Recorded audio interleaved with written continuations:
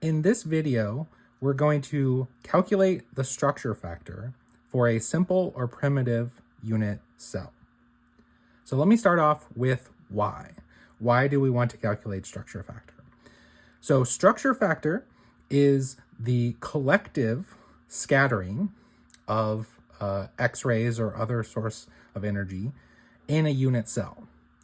And so this can tell us about the diffracting intensities of, for example, X-ray diffraction. So when we have X-ray diffraction data, our signal will have a certain intensity, and that is predicted by the collective scattering of the X-rays into a unit cell. So that's why we kind of care about this calculation. All right, so what I'm going to do is I'm going to show the structure factor equation, and then I'm going to kind of outline the basic steps that I use to solve this problem, this structure factor calculation problem, or really any of them. And so we'll do that for a simple or primitive, but I'll show you kind of the steps first, and then we'll go through this simple or primitive unit cell. So let's start with the equation. So our structure factor equation. So F is what we know as the structure factor, and it has a subscript of H, K, and L. So that refers to the structure factor for a particular set of HKL indices for a set of planes. So this is going to be equal to a summation, so the the sigma, from 1 to n. And so what is being summed is the atoms in the unit cell. So for this, we have one atom per unit cell. So we're summing up all we have. So this one is going to be an easy summation, but in the future, we're going to have multiple terms. All right, so the sum, so what we're summing here, is going to be lowercase f sub n multiplied by the exponential of 2 pi I, which is the imaginary number, and then multiplied by h times u sub n plus k sub v sub n plus L times W sub n. So let me walk you through these terms here because there's quite a bit. Like I said, this is the structure factor for a set of HKL indices. There's a summation from 1 to n atoms. And this can be atoms. I'm using atoms here, but this could also be an ion. This could be a molecule, really whatever the unit is inside this unit cell. And then the summation part, lowercase f sub n. This is known as the atomic scattering factor. So this is essentially the collective scattering from a single atom.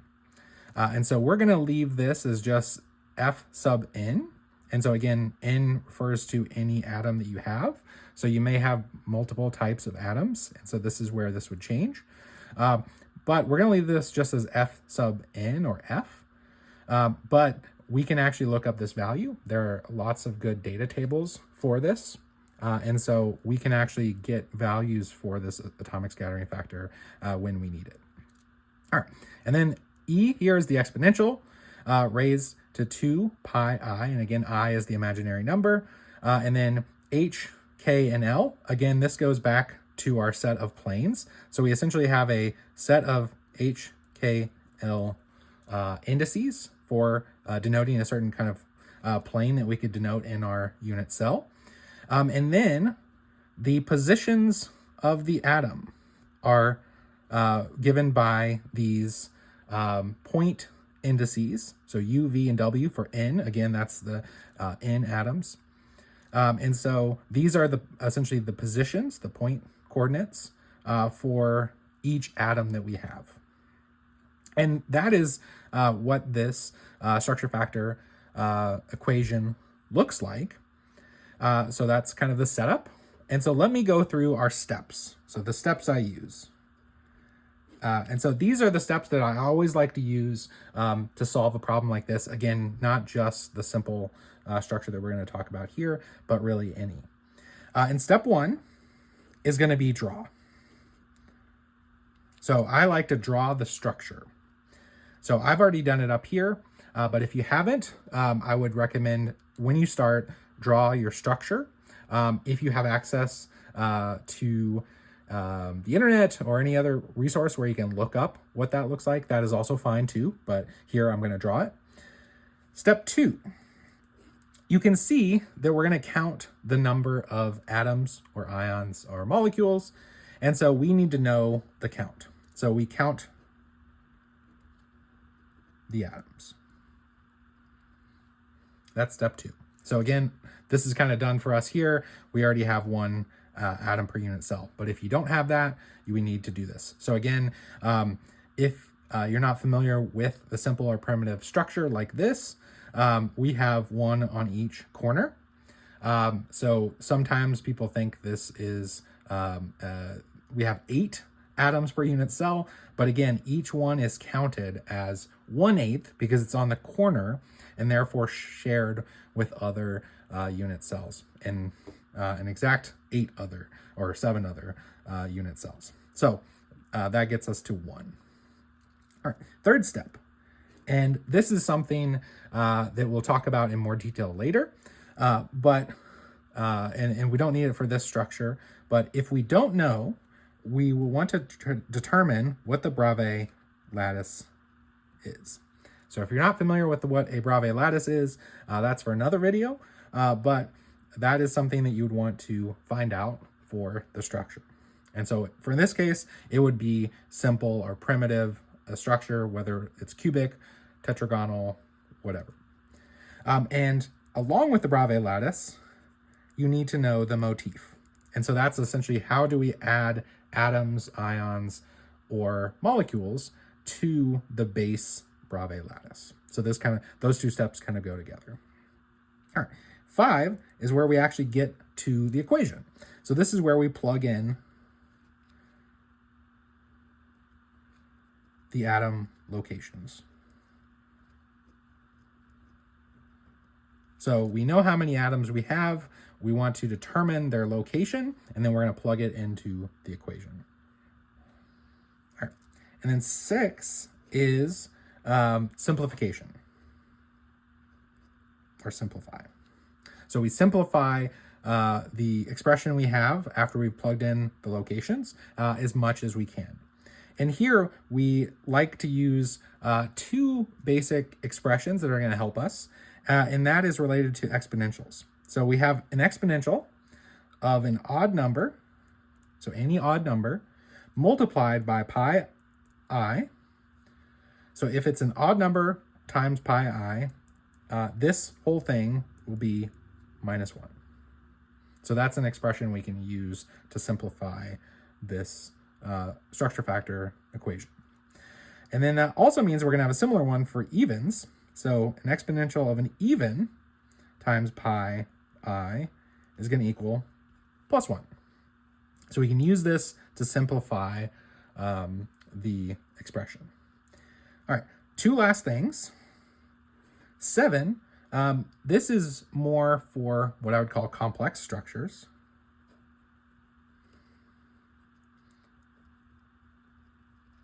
So oftentimes what you find with more complex structures, so not what we're going to do here, but more complex structures, is that you can't simplify them as much as you would like. And so what you want to do is you want to look to more basic structures.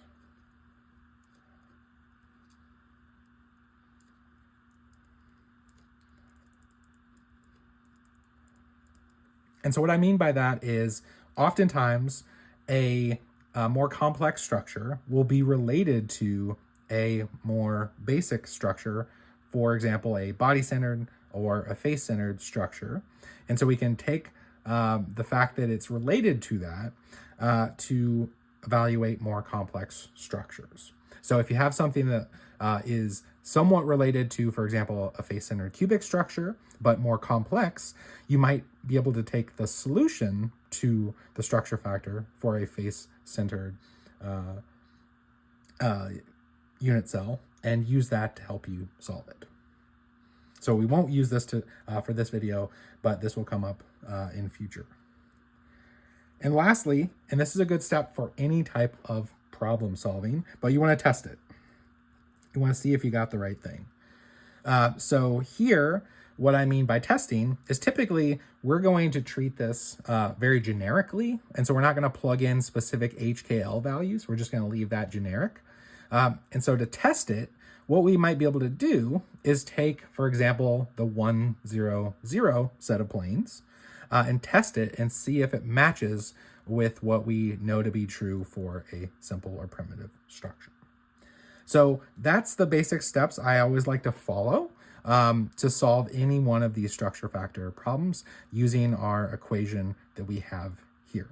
So next we're going to go through and try to solve this structure factor for a simple or primitive unit cell. All right, so let's go ahead and solve this. And this is going to be the shortest part of the video, but it will be more difficult as we get to more and more complex structures. So we have a summation.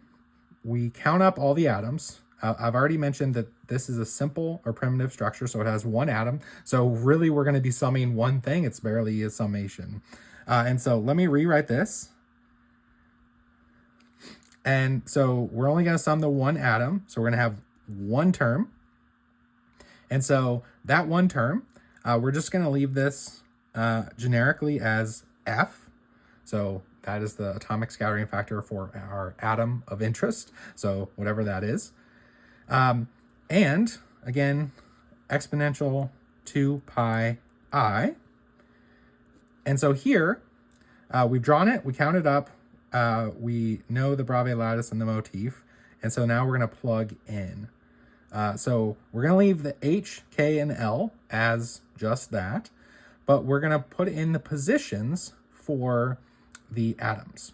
And again, we only have to account for one because we have one atom per unit cell. So even though it looks like we have 8, we only have to do 1 because again, this counts, all these count as one atom per unit cell. So the way we're going to look at this and the way we're going to determine the points is by taking the point position for one of these atoms. So this should work with any that you choose. But when you have a simple or primitive, the easiest one to choose is effectively the origin. So if we're calling this the origin back here, then the point positions U, V, W would just be 0, 0, and 0. So that would be 0, 0, 0. Right? Again, we can just choose that to represent the atom that we have here. So what that means is that we have H times 0 plus K times 0 and plus L times 0. Right? So that's step 5. We've plugged this in. And since each one of these point coordinates is 0, 0, 0, that means that this whole thing is going to be equal to 0. So going back to this whole thing here is going to be 0. So that means that this whole thing is going to be 0. So when you have the exponential of 0, this goes to 1, right? So this whole thing is going to go to 1. So for our structure factor, it is simply going to be F because all this went to 1, right? So this, again, is a very simple structure, in fact, named simple. And so that's what we have here. So the structure factor for a given set of planes, diffracting planes, is going to simply be equal to the atomic scattering factor, right? So what that means is that any set of planes that we can imagine are going to diffract, are going to have an intensity given by F. Right? So I want you to think of this solution. So this is our, again, solution. So I want you to think of this solution when you look at more complex structures. Because what you're going to see for more complex structures, even something like body-centered or face-centered, is that you have more conditions, right?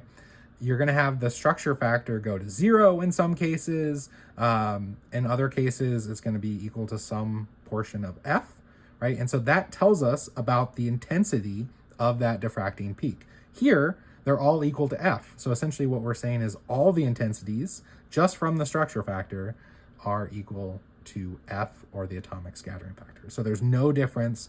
And when you think about which planes can diffract and which won't, this is saying that all of them will. So they'll all have intensity. And so again, this is something that we can come back to. And I recommend, as you look at more of these, to come back to. But for the simple or primitive, this is our kind of end result. And this is, we'll actually use this in other expressions. We'll always have this one atom, and we're just going to kind of build onto that in future structure factor videos.